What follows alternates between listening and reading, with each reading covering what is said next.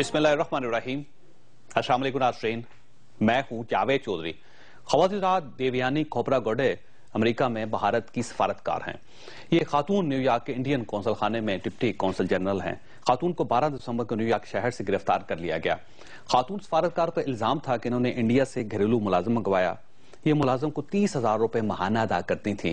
इस रकम को अगर डॉलर्स में तब्दील किया जाए तो ये रकम $3.25 फी घंटा बनती है, जबकि अमेरिका में कम से कम उजरत $10.25 फी घंटा है और कोई शख्स इससे कम मुआवजे पर किसी शख्स को मुलाजिम नहीं रख सकता। देवयानी पर इल्जाम था कि इसने मुलाजिम को अमेरिका बुलवाने, इसके वीजे और इसके सफारती कागजात में गलत बयानी से काम दिया।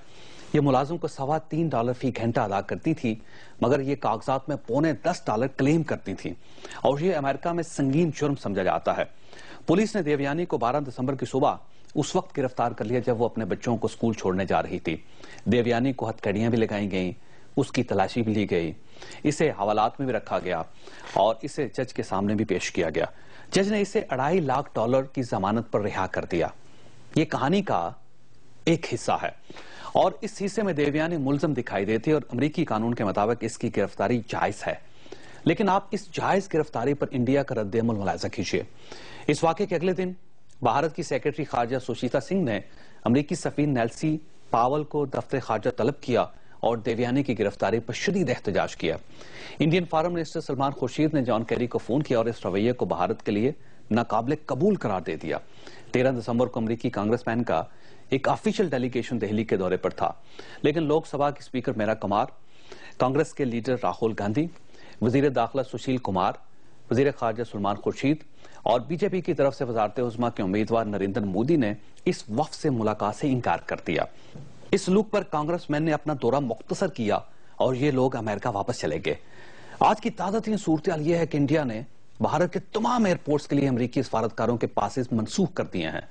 तमाम अमेरिकी सफारतकारों की मराद वापस ले ली गई हैं और यह ऐलान भी कर दिया गया कि भारत में सिर्फ इतने ही अमेरिकी सफारतकार रह सकेंगे जितने अमेरिका में इंडियन डिप्लोमेट्स हैं और इसके साथ साथ अमेरिकन एम्बेसी की सिक्योरिटी भी महदूद कर दी गई है। आप अंदाजा कीजिए कि ये तमाम इक़दाम सिर्फ एक मामूली से सफारतकार की गिरफ्तारी पर हो रहे हैं और सफारतकार भी वो जिसने अमेरिकी कानून तोड़ा, जिसने गलत बयानी की और जिसे गिरफ्तारी के बाद जमानत पर रिहा भी कर दिया गया था। कौमें ख़वातीन ज़ात इस तरह बिहेव किया करती हैं, जबकि हम लोग 364 ड्रोन हमलों, सलाला चेक पोस्ट पर अमेरिकी बमबारी से 26 पाकिस्तानी फौजियों की शहादत और रेमट डेविस ऐसे वाकयात के बाद भी ना सिर्फ अमेरिकियों से मुलाकातें करते रहे, बल्कि इनके छोटे छोटे मुलाजमीन हमारे आर्मी चीफ से लेकर वजीर आज़म और सदर तक से मुलाकात कर जाते हैं और चक हैगल पाकिस्तान में खड़े होकर यह धमकी दे देता है कि नेटो सप्लाई खोलो वरना तुम्हारी अमदाद रुक सकती है। आप अपने रवैये और देवयानी के इशू पर भारतीय रवैये का तकाबल कर लीजिए। आप अपने सवाल और इंडिया की तरक्की की वजूहात समझ जाएंगे। हम आज के मौजू की तरफ आते हैं। आज एक बार फिर सिंध का बल्दियाती ऑर्डिनेंस नज़ा का जरिया बन गया, लेकिन इस बार एहतजाज करने वालों में पाकिस्तान मुस्लिम लीग नून और पाकिस्तान मुस्लिम लीग फंक्शनल भी MKM के साथ खड़ी है। MKM का कहना है कि पीपल्स पार्टी ने 13 दिसंबर को ऑर्डिनेंस में तीसरी तरमीम की और इसे 3 माह माजी यानी 16 सितंबर से नाफज कर दिया। यह ज्यादती है। हुकूमत को यह तरमीम असेंबली में पेश करनी चाहिए थी। आज MKM ने कराची में नई हल्काबंदियों के इशू पर कौमी असम्बली से भी वॉकआउट किया। MKM ने इल्जाम लगाया कि नई हल्काबंदियां 1998 के मरदमशुमारी की बुनियाद पर की जा रही हैं। ये तब्दीलियां डिप्टी कमीशन कर रहे हैं, जबकि यह काम जुडिशल कमीशन के जरिए होना चाहिए था। इधर इलेक्शन कमीशन ने 18 जनवरी को सिंध में बल्दियाती इलेक्शन की तारीख दे दी। क्या इन हालात में बल्दियाती इलेक्शन हो सकेंगे और MKM अपने गवर्नर के होते हुए ऑर्डिनेंस पर एतराज क्यों कर रही है? ये हमारा आज का इशू होगा। हमारा आज का सवाल नोट कर लीजिए, क्या सिंध में मौजूदा बल्दियाती ऑर्डिनेंस के तहत बल्दियाती इलेक्शन हो सकते हैं? हमें फेसबुक और 247 पर जवाब दीजिएगा और हमारे साथ रहिएगा।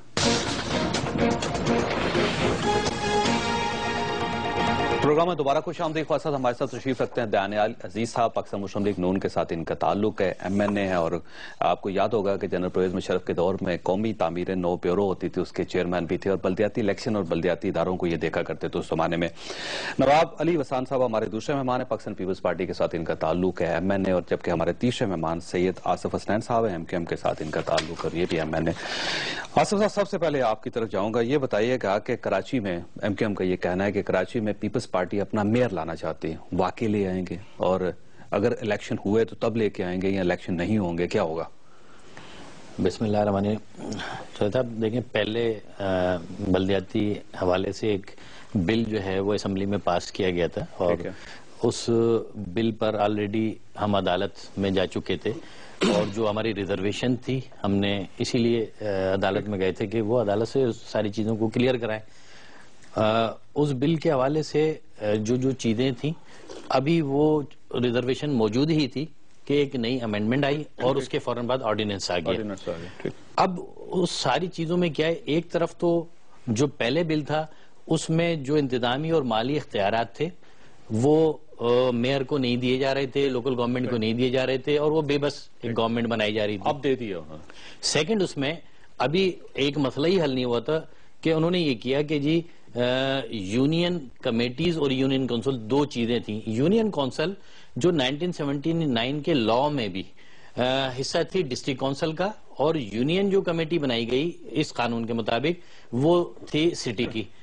ایک ہی شہر میں، مثال کے طور پر آپ نے کراچی شہر میں دو یونین کونسل بھی بنائی، اور اس کی آبادی آپ نے رکھی یونین کونسل کی 10 سے 15,000 اور 40 سے 50,000 آپ نے رکھی یونین کمیٹی کی۔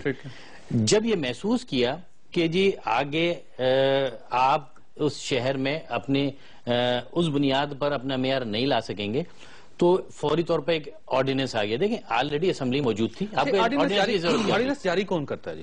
دیکھیں آرڈیننس تو جو جاری ہوتا ہے وہ یقینی طور پر گورنر ضرور کرتا ہے، لیکن آرڈیننس چیف منسٹر کے احکامات کے بعد، اس کی سمری کے بعد وہ گورنر تک جاتا ہے۔ چیف منسٹر کی سمری کے اوپر گورنر کو دستخط کرنا لازمی ہوتا ہے۔ گورنر صاحب نے کی ہے سگنیچر اس پہ؟ ہاں کی ہے۔ دیکھیں چیف منسٹر کی سمری ہے، اس کو کرنا ہے۔ دوسری بات وہ کہتے نہیں کرتا ہوں۔ نہیں، ایسا نہیں ہو سکتا، ایسا قانون میں نہیں ہے کہ جی گورنر انکار کر دے، اس لیے کہ جب آپ نے 18ویں ترمیم کی ہے اس کے بعد جو اختیارات ہیں وہ چیف منسٹر کے پاس ہیں، چیف منسٹر جو ہے وہ ساری چیزوں کو کر سکتا ہے۔ اب دوسری چیز یہ ہے کہ جب آپ ایک طرف یونین کمیٹیز اور کونسلز کو علیحدہ آپ نے بنایا تھا، تو اچانک راتوں رات آرڈیننس لا کر آپ نے اس کے اختیارات کو سٹی گورنمنٹ کے ساتھ آپ نے مرج کیا، تاکہ جب میئر کی ووٹنگ ہو تو آسانی سے وہ 27 یونین کونسلز جو ڈسٹرکٹ کونسل کے رکن کے حیثیت کے ساتھ۔ آپ یہ سمجھتے ہیں یہ آپ کے خلاف سازش ہے اور پاکستان پیپلز پارٹی کوشش کر رہی ہے کہ کراچی میں کم از کم ان کا اپنا میئر ہو؟ دیکھیں یہ تو بالکل میلافائڈ جو ہے قانون ہے، بالکل واضح ہو رہا ہے کہ اس قانون میں جو امتیازی قانون بنایا گیا جس کو ہم کالا قانون کہہ رہے ہیں، کہ اس قانون کے تحت ایک طرف جو ہے اربن اور رورل کی ڈیوائیڈیشن پیدا کی جا رہی ہے۔ یہ بتائیے گا کہ پاکستان پیپلز پارٹی کراچی کے ساتھ کیوں کھیلنا چاہتی ہے؟ کیوں آپ سسٹم کو خراب کرنا چاہتے ہیں؟ کیوں وہاں پہ اپنا میئر لانا چاہتے ہیں؟ کیوں نہیں آپ ایک سیدھا سادہ سے سسٹم رکھ کے وہاں پہ الیکشن کروا دیتے؟ دیکھیں پاکستان پیپلز پارٹی بڑی پارٹی ہے، اور سندھ سے میرے خیال میں ان کی جو کراچی میں ہیں جڑیں وہ زیادہ مضبوط ہیں۔ ان لوگوں نے، آپ کو پتا ہے کہ الیکشن کس طریقے سے ہوتے ہیں، جنرل الیکشن وہ بھی آپ کو سامنے ہے، کس طریقے سے ہوتا ہے جو بھی، مطلب میں اس پہ آتا ہوں آگے۔ دیکھیں کیا ہم میئر نہیں بن سکتے؟ سندھ کے جو اصلی وارث ہیں وہ نہیں ہو سکتے؟ سندھ چاہ کراچی والوں کا ہے، چاہ صرف یہی ان کا حق بنتا ہے؟ کیا یہی ان کا رائٹ ہے؟ دیکھیں اسمبلی نے بل لایا، ٹھیک ہے، اجلاس کس نے بلایا؟ گورنر نے بلایا، سائن گورنر نے کی۔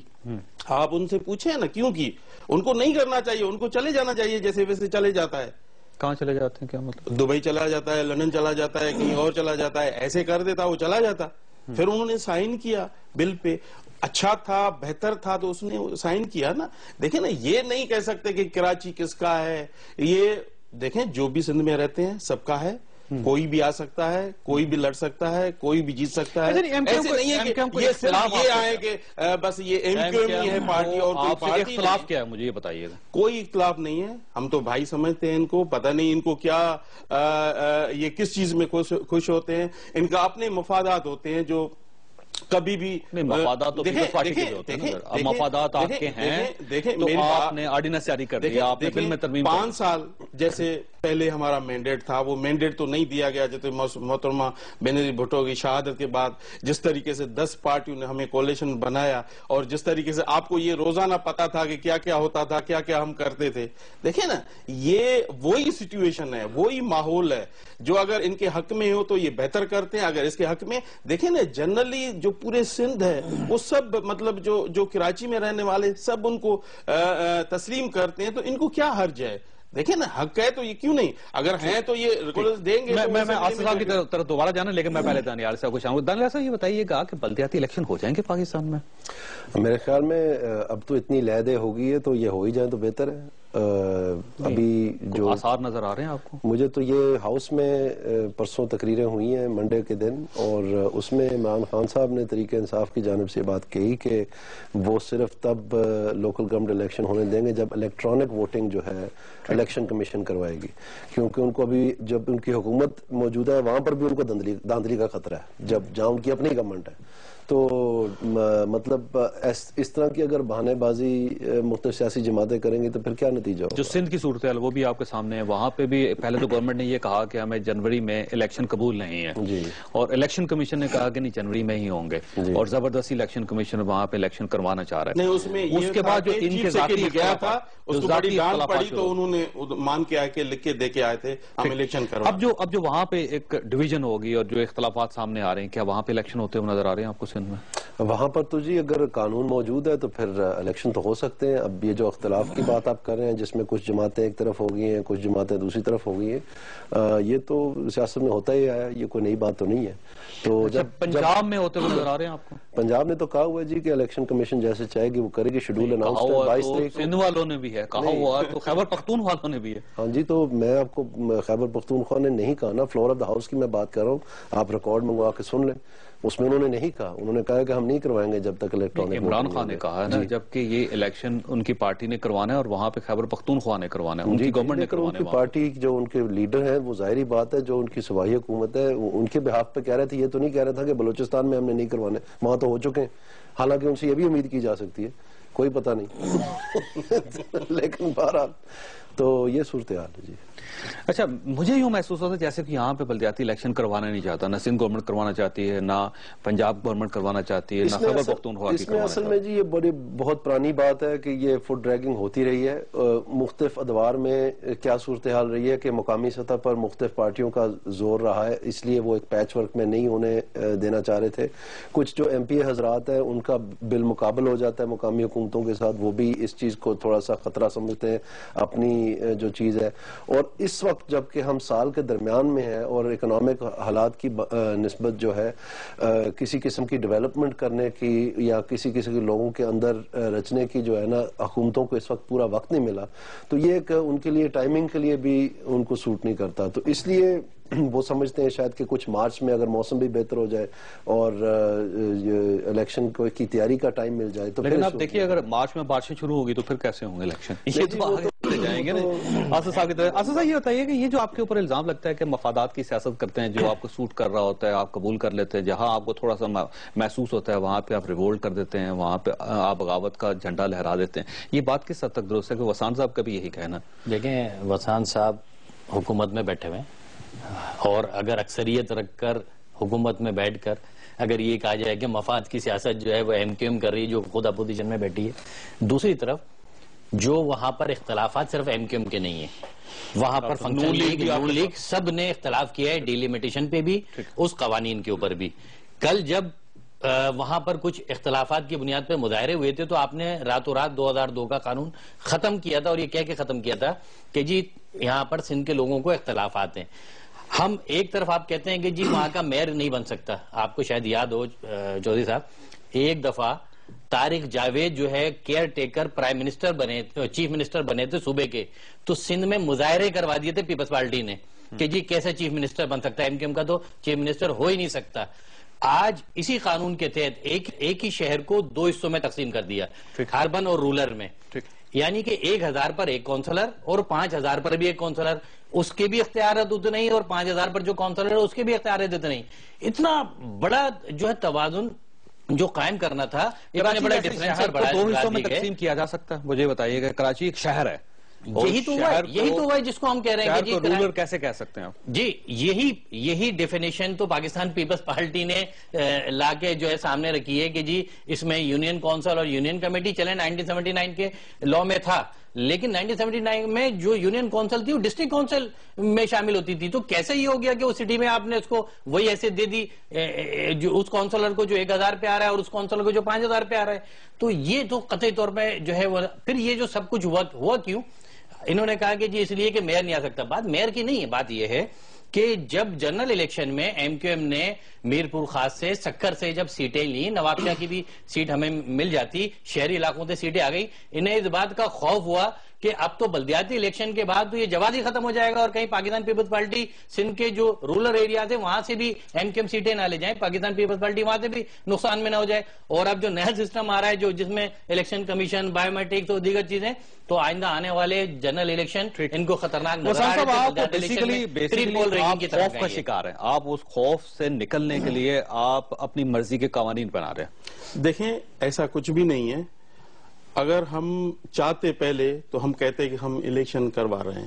ہم نے پہلے ہی کہا کہ ابھی سندھ کے جو حالات ہیں، آپریشن چل رہا ہے، دہشت گردی کے ور چڑھا ہوا ہے کراچی میں، تو اس وجہ سے پورے سندھ میں الیکشن نہیں ہونے چاہیے. نہیں، ہم نے کہا، پارٹی نے کہا کہ ابھی الیکشن نہیں کروا سکتے. جب الیکشن کمیشن کا اتنا زور تھا، ہمیں تو پہلے دن ہی سوٹ کرتی تھی الیکشن. ہم یہ اگر داندلی کرتے تو ہم پہلے دن ہی مان لیتے، حکومت ہماری تھی، سب کچھ ہم کر لیتے. ہم نے بار بار پھر یہ کیوں کہا؟ اگر بار بار آپ ترمیم کر رہے ہیں نا، نہیں ترمیم تو ہم نے نہیں کی، تب ترمیم تو نہیں ہو رہی تھی نا، تب ترمیم ابھی یہ دیکھیں نا، یہ پچھلے 5 سالوں سے ترمیم ہی چل رہی ہے. ایسا دیکھیں نا، ایسا کون سا ترمیم جو ہم نے تیر مار لیا جو ان کو تکلیف ہو رہی ہے؟ دیکھیں ایسا کچھ بھی نہیں ہے. یہ خام خواہ پریشان ہے، خوف ہے. میں نے صرف یہ داندلی کو میں نے بریک لینی ہے کیونکہ جو راولپنڈی میں بم دھماکہ ہے وہ اس کے بارے میں کچھ خبریں آپ کے سامنے ہم شیئر کرنا چاہتے ہیں. چھوٹی سی بریک لیں گے. اس بریک کے درمیان آپ خبریں ملاحظہ کیجیے، دوبارہ واپس آتے ہیں.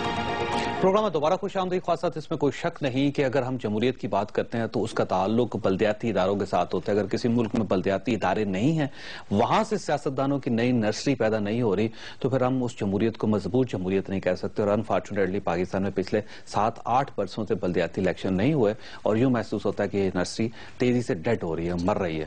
اور الیکشن ضرور ہونے چاہیے بلدیاتی، لیکن گورنمنٹ شاید نہیں کروانا چاہتی. وسام صاحب آپ کچھ بات کر رہے تھے، پھر میں نے یہی بات کرنا چاہتا تھا کہ جیسے اندرون سندھ کی بات ہوئی کہ جو پارٹی فنکشن لیگ جا اور باتوں کا بتا لیا. نواز لیگ تو اندرونی سندھ میں ہے ہی نہیں. فنکشن لیگ بھی تقریباً کوئی 85% لوگ اس پارٹی میں شامل ہو گئے ہیں. لوکل باڈیز سن کے سارے، مطلب روزانہ ہر کانسٹیٹیوئنسی میں جو امیدوار تھے الیکشن سامنے لڑتے تھے وہ سارے آ رہے ہیں. دیکھیں نا، پاکستان پیپلز پارٹی سیاست اس چیزوں پہ نہیں کرتی کہ جس طریقے سے یہ کہہ رہے ہیں کہ یہ مطلب اپنے طریقے سے آرڈیننس لا کے اور اپنے طریقے سے آرڈیننس آپ لے کے آئے. دیکھیں نا، آپ لے کے آئے نا، آپ نے دوسری پارٹی کو اعتماد میں نہیں لیا. ہمارا یہ تو لے کے آ سکتے ہیں، دوسرے لوگوں کا بھی تو نہیں. دیکھیں نا، گورنر تو ان کا تھا، اجلاس ان نے بلایا، سائن اس نے کیا، تو ہم نے تو نہیں کیا نا. صحیح تو اگر غلط ہوتا تو گورنر کیوں؟ گورنر ان کا سلجھا ہوا آدمی ہے اور بہت منجھا ہوا سیاستدان ہے. انکار کر دیتے نا. دیکھیں بات قانون کی ہوتی ہے. دوسری بات یہ جو نواب صاحب نے باقی ساری چیزیں قانون کے مطابق چل رہی ہیں اس ملک میں. تقریباً 6 کروڑ کی آبادی ہے سندھ کی، اور سندھ کے 6 کروڑ میں سے تقریباً 3.5 کروڑ شہری علاقوں کے لوگ ہیں جو سندھ میں رہ رہے ہیں، جو ووٹ ڈال رہے ہیں. اب 3.5 کروڑ کی آبادی کے لوگ اس قانون کے خلاف ہیں تو یہ کہتے ہیں کہ جی اس کی کوئی اہمیت نہیں ہے. میجورٹی میں جو لوگ کہہ رہے ہیں، یعنی کہ اگر فنکشن لیگ کے، ایم کیو ایم کے ملا کر کل تک جب وہی فنکشن لیگ اور قوم پرست وہاں احتجاج کر رہے تھے تو یہ کہہ رہے تھے کہ جی سندھ میں بہت احتجاج ہو رہا ہے. جب 3.5 کروڑ کی آبادی والے شہری علاقوں کے لوگوں کا خیال نہیں آیا. وہ تو اپنے لیے کر رہے ہیں، وہ آپ کے ساتھ تھوڑی. جب آپ کوئی ایسا قانون بناتے ہیں، چودھری صاحب میں ایک مثال آپ کو دوں. 1956 میں قانون بنا جس کی بنیاد پر جب آپ نے یہ کہا کہ جی 56% اور 44% کو آپ نے آدھا آدھا یعنی 50% کے اختیارات دیے. ٹھیک ہے. کیا وہ اس کی بنیاد پر ڈفرینسز بنے اور خدا نخواستہ ملک دو لخت ہو گیا. آج ہم یہی کہہ رہے ہیں کہ آپ جو اس قسم کے قوانین بنا رہے ہیں, امتیازی قوانین بنا رہے ہیں, اس میں ڈیوائیڈیشن بڑھے گی. آپ آج الطاف حسین صاحب کا یہ کہنا ہے کہ سندھو دیش کی طرف جا رہے ہیں, یہ بات درست ہے؟ دیکھیں یہی صورتحال بن نہیں, وہ سندھو دیش اور اندرونی سندھ کی بات کی ہے, انہوں نے یہ کہا ہے اور خود سوچ رہا ہے. دیکھیں سندھ کے اندر خود پچھلے کیا سوچ رہے ہیں؟ خود یہی سوچ رہا ہے, جو ایسی باتیں کرتا ہے تو وہی سوچتا ہے نا.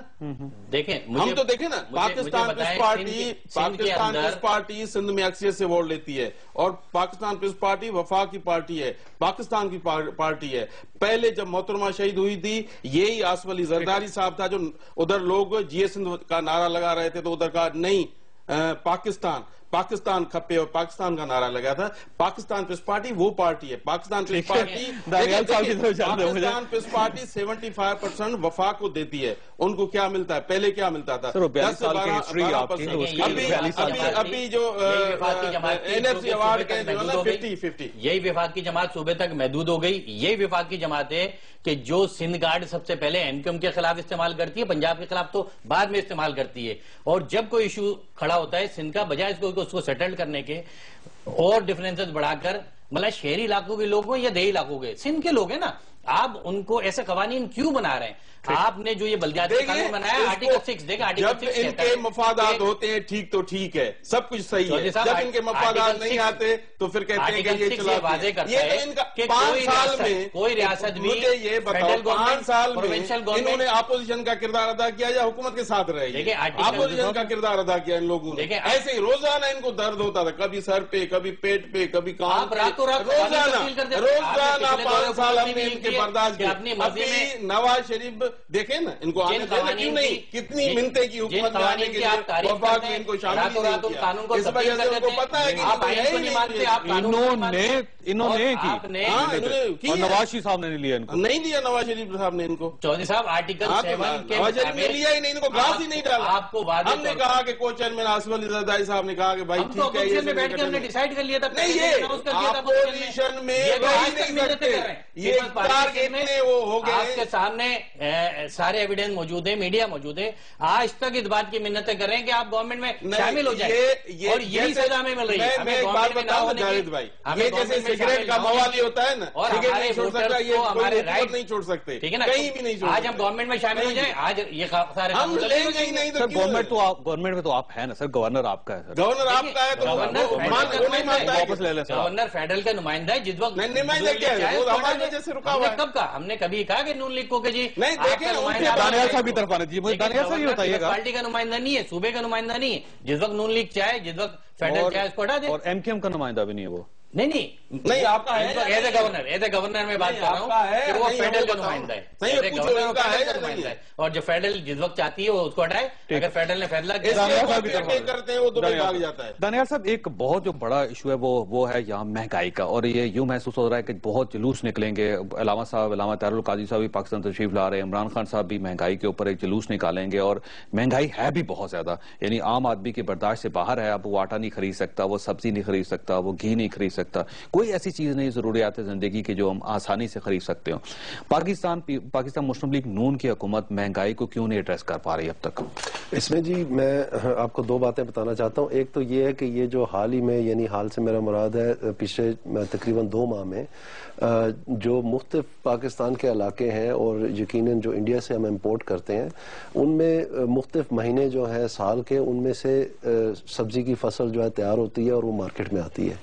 جب کسی بھی علاقے میں ویدر پیٹرن کی وجہ سے یا کسی اور وجہ سے, بارشوں کی وجہ سے وہ لیٹ ہو جاتی ہے یا کسی اور حادثاتی بنیاد پر, تو پھر ایک دم مارکیٹ میں قیمتیں چل جاتی ہیں. اب اگر آپ آج جا کے, میں آپ سے چیلنج کرتا ہوں, ہم صبح چلتے ہیں, اگر آپ چلنا چاہتے ہیں تو آپ جا کے دیکھتے ہیں پیاز کی قیمت, آلو کی قیمت, ٹماٹر کی قیمت جو ابھی صرف پچھلے ہفتے 150-200 روپے تک پہنچ گئی تھی, ابھی وہ جو ہے 20-30-40 روپے کی آپ کو مل رہی ہے, کیونکہ وہ سٹاک آ گیا ہے, نیا مال آ گیا مارکیٹ میں. سو یہ اتاؤ چڑھاؤ ہوتا ہے. اس کے لیے حکومت کو بہتر پلاننگ کرنی چاہیے کہ وہ سپلائز کو انشور کرے. اور ابھی تک جو ہے بہت ساری ایسی باتیں کی گئی ہیں جو 1977 کا ایکٹ ہے جس کو اینٹی پروفیٹیرنگ اور اینٹی ہارڈنگ ایکٹ کہتے ہیں, وہ 1977 میں لایا گیا تھا جب ذوالفقار علی بھٹو کے دور میں یہاں پر راشننگ کارڈ چل رہے تھے پاکستان میں, اور جو 1973 کی نیشنلائزیشن تھی ان کو شکوک و شبہات پیدا ہو گئے تھے کہ جو ٹریڈر انڈسٹریلسٹ کمیونٹی ہے وہ شاید ان کے خلاف اپنی مارکیٹ میں ذخیرہ اندوزی کر کے اور منافع خوری کر کے ان کی گورنمنٹ کو ڈیسٹیبلائز کریں. تو یہ ایک انتقامی قانون بنایا گیا تھا. اس سے ذوالفقار علی بھٹو نے جی 1977 کا ایکٹ ہے نا جی, جو 1950 کے دور تک چلتا رہا, جو ابھی بھی چل رہا ہے جی, جو 1958, یہی میں آپ کو بتانے جا رہا ہوں. اگر آپ تھوڑا سا موقع دیں تو میں آپ کے ویورز کو تھوڑی بات سمجھا دوں. یہ چیخو چخارنا جو علیحدہ بات ہے, اچھا میں یہی سے سٹارٹ کروں, میں مکمل کر دیتا ہوں. جو 1958 کا فوڈ سٹف ایکٹ ہے جو انتخابی نہیں تھا, اس میں صرف 3 آئٹمز تھیں, آٹا, چینی اور چاول. اور اس میں یہ نہیں تھا کہ آپ جا کے گرفتاریاں کریں اور جرمانے کریں, اس میں تھا کہ انتظامی جوہر جو ہے وہ آپ استعمال کریں سپلائز انشور کرنے کے لیے.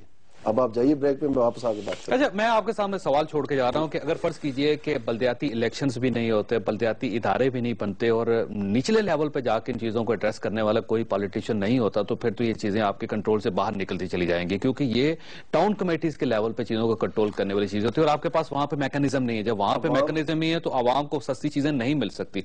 بریک کے بعد واپس آتے ہیں. پروگرام میں دوبارہ خوش آمدید خواہشات. اس میں کوئی بات نہیں ہے اور یہ ایک حقیقت ہے کہ پاکستان میں مہنگائی بے تحاشا اور عام آدمی کے لیے زندگی گزارنا مشکل ہے.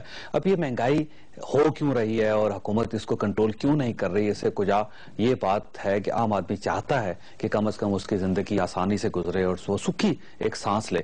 دانیال صاحب, لوگوں کو یہ بتائیے کہ مہنگائی کس وجہ سے ہو رہی ہے, چھوڑ دیں آپ, یہ سستی کیسے ہو سکتی چیزیں, عام آدمی کی زندگی کیسے آسانی سے گزر سکتی ہے؟ اس میں جی 2-3 جو مدیں ہیں وہ بہت اہم ہیں. ہماری ایگریکلچر میں جو انویسٹمنٹ رہی ہے وہ نسبتاً بہت کم رہی ہے, اس لیے جو اصل میں ہماری پاپولیشن بڑھنے سے جو پر کیپٹا پروڈکشن ہے ہماری پیاز کی, آلو کی, ٹماٹر کی, تمام سبزیوں کی اور اس کے ساتھ ساتھ گندم کی جو سب سے اہم ایک فوڈ سٹیپل ہے, وہ پر کیپٹا طور پر کم ہوتی جا رہی ہے سال در سال.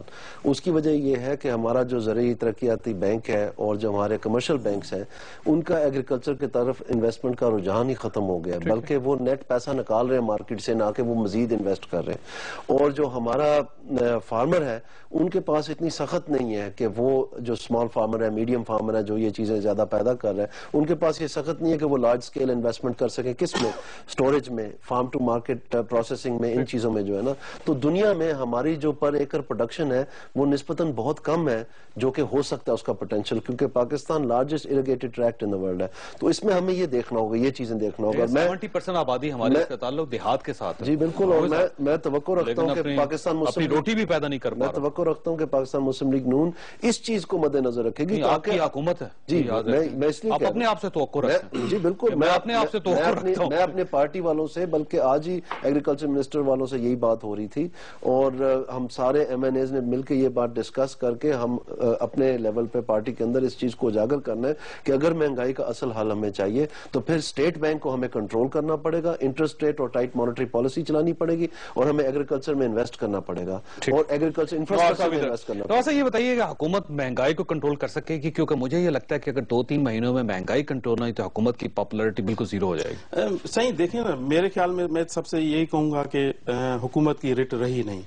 رٹ اس لیے نہیں رہی کہ جو شروع میں کسی کے بھی دور کی حکومت ہوتی ہے تو کم از کم رٹ ہوتی ہے. پھر بعد میں وفاق کی بات کریں, صوبوں کی بات کریں. میں وفاق کی بات کراچی میں ہے, سندھ میں ہے, نہیں سندھ کی نہیں, میں وفاق کی بات کر رہا ہوں, پھر سندھ میں بھی آ رہا ہوں. تو مسئلہ یہ ہے کہ شروع سے جیسے ان کی حکومت آئی, دیکھیں ڈالر تھا 98 پہ, وہ چلا گیا 110 روپے پہ چلا گیا, 108 روپے پہ چلا گیا, کبھی 12 روپے, یہ ہو گیا. شروع میں ہی آپ دیکھیں ڈیزل پیٹرول 10 روپے 12 روپے چلے گئے, گیس کی قیمت بڑھ گئی, ہر چیزوں پہ اچانک جو بوجھ پڑا تو کہیں بھی رٹ نظر نہیں آئی. تو اس وجہ سے جس نے جہاں سے پیسے شروع کیے ادھر سے وہ, جیسے ٹماٹر کا 200 روپے ہو گیا, آلو کا 100 روپے ہو گیا, جیسے مطلب 200 250 300 کے ایسی بھاؤ چل رہا تھا, جیسے غریب کو کھانے کے لیے تیار ہی نہیں تھا, 3 جو ہے نا. ان کے بعد یہ ہوا کہ جب بھی الیکشن آتی ہے تو نواز شریف اور شہباز شریف جو شریف برادران ہیں، جو پنجاب کی حکومت ہے، جو سمجھتے ہیں کہ ہم پاکستان کی سیاست کرتے ہیں، تو یہ کرتے ہیں کہ الیکشن آتی ہے تو یہ روٹی شروع کرتے ہیں، سستی روٹی، ہاں سستی روٹی 2 روپے والی شروع کرتے ہیں. جب الیکشن ان کی ختم ہو جاتی ہے، وہ ختم ہو جاتی ہے، تو وہی برڈن دیکھیں نا. ایک آپ یہ بھی کراچی میں شروع کر لیں، سندھ میں شروع کر لیں، اگر آپ یہ سمجھتے ہیں کہ فائدہ ہو بات ہی نہیں رہی نا. ابھی حکومت ان کی ہے، وفاق آصف صاحب یہ بتائیے گا، جب تک یہ کنٹرول نہیں ہے، ہٹ نہیں ہے، کوئی شک نہیں کہ مجسٹریٹ سسٹم نہیں ہے. ہم یہ سمجھتے ہیں کہ وفاقی حکومت کمزور ہے، وہ کچھ نہیں کر پا رہے، وہ انہوں نے امپلیمنٹ نہیں کیا. یہ سندھ گورنمنٹ کنٹرول کر پا رہی ہے وہاں پہ چیزیں؟ دیکھیں، جو صورتحال وفاق کی ہے وہی سیم سندھ کی بھی ہے. ایک عام آدمی کا مسئلہ یہ نہیں ہے کہ جی اسٹیٹ بینک کیا کر رہا ہے اور بینکس کی کیا پالیسیز ہے، وہ پالیسیز دیکھ رہا ہوتا ہے گورنمنٹ کی. جب پچھلے 5 سالوں میں پاکستان پیپلز پارٹی کی گورنمنٹ میں جو مسائل تھے وہی ٹپس کے اوپر تھے کہ یہ مہنگائی تھی، بے روزگاری تھی، پاور کرائسس تھے. تو ان 5 سال میں نئے آنے والے لوگوں کو کیوں نہیں انہوں نے اپنی پالیسیز مرتب کی کہ جی ہم آنے کے بعد پھر مینیفیسٹو میں آپ کی شامل ہے کہ ہم اس مہنگائی کو کنٹرول کریں گے، ہم یہ بلدیاتی الیکشن بھی کرائیں گے، ہم یہ. آج آپ نے آنے کے فوراً بعد جی ایس ٹی بڑھا دی، آنے کے فوراً بعد آج پورے مہینے میں اربوں روپے کے نوٹ جو ہے چھاپے جا رہے ہیں. مطلب حکومت کے تابع ہوتا ہے اسٹیٹ بینک. ایسا تو نہیں ہے کہ جی آپ اگر اسٹیٹ بینک سے لون لے رہے ہیں تو وہ تو آپ کی ذمہ داری ہے نا، آپ کیوں لون لے کے جو انفلیشن ریاست لے رہی ہے نا جی، اور ریاست لے رہی ہے کہ آپ نے جب پچھلے 5 سالوں میں یہ پرابلمز آ رہے تھے تو آپ نے اپنے ایکسپرٹس کو کیوں نہیں رکھا کہ جب آپ کی گورنمنٹ آئے گی، اور 1 سال یہ چل رہا تھا کہ مسلم لیگ نون نے گورنمنٹ میں آنا ہے، تو جب آپ کی گورنمنٹ آئے گی تو آپ اس ایکسپرٹس کے ذریعے کیوں نہیں ان تمام چیزوں کو کنٹرول کریں. اب جب یہ ساری چیزیں کنٹرول سے باہر نکل رہی ہیں تو اب ہم اگر یہ کہیں کہ جی یہ پرابلم ہے تو یہ پرابلم تو سب عام آدمی سمجھتا ہے. جی آئی ایم سوری، یہ کوئی کنٹرول سے باہر نہیں نکل رہی ہیں. ہوا یہ تھا پاکستان میں، لیٹس ٹاک فیکٹس کے اوپر بات کر لیں. پاکستان میں ہوا یہ تھا جی کہ 5 سال کے دوران نہ بجلی کی قیمتیں بڑھائی گئی، نہ گیس کی ریشنلائز کی گئی قیمتیں، نہ یہاں پر ٹیکسز کو ریشنلائز کیا گیا، نہ کسی قسم کی ریونیو ایفرٹ کی گئی، بلکہ جو آئی ایم ایف کا پروگرام چل رہا تھا اس میں آخری 3 قسطیں دیے بغیر لوٹ کے بھاگ گئے. تو لٹو تھے پھٹو کے نعرے کے اوپر انہوں نے حکومت چلائی. جس وقت حکومت ملی تو اس وقت 8.8% ڈیفیسٹ تھا. جو فسکل رسپانسبلٹی اور ڈیٹ لمیٹیشن ایکٹ ہے جو کہ صرف 60% جی ڈی پی تک آپ کو محدود رکھتا ہے، اس کو تجاوز کر کے یہ 72% تک پہنچ کے ہوئے تھے. اتنا انہوں نے تباہی کی تھی. اور چونکہ ان کے پاس یہ سخت نہیں رہی تھی کہ 25% تک مہنگائی جو ہے سی پی آئی کی اس میں ریکارڈڈ ہے فیڈرل بیورو آف اسٹیٹسٹکس میں، تو اتنا بڑا خلا یہ چھوڑ گئے. 1600,000 ارب 1600 ایک منٹ سے میری سننا، وہ 2 لوگ ہیں، میری طرف ختم ہو جاتا ہے. آپ بولے نہیں نا. 1600,000 ارب انہوں نے جو ہے بینکوں سے لے کے اڑا دیے. آج تک سپریم کورٹ میں مجھے آپ بتائیں کہ کتنا ریونیو آپ کلیکٹ کر سکتے ہیں. تو پھر نوٹ ہمیں یہ بریک لگانے پروگرام کا وقت ختم ہو گیا. خواہ صاحب میں اپنے تینوں مہمانوں کا شکر گزار ہوں، لیکن ایک سوال جو میں حکومت کے سامنے چھوڑ کے جا رہا ہوں وہ اس ملک کے 18 کروڑ لوگوں کا سوال ہے کہ حکومت آپ کے پاس ہے، ان چیزوں کو ٹھیک کرنا بھی آپ کی ذمہ داری ہے، اور اگر آپ اس ذمہ داری کو نہیں نبھائیں گے تو آپ ان لوگوں کے ساتھ زیادتی کریں گے جنہوں نے آپ کے اوپر اعتماد کیا. اللہ تعالیٰ آپ اور آپ کے اہل خانہ کو ہر قسم کی مصیبت سے محفوظ رکھے. اللہ حافظ.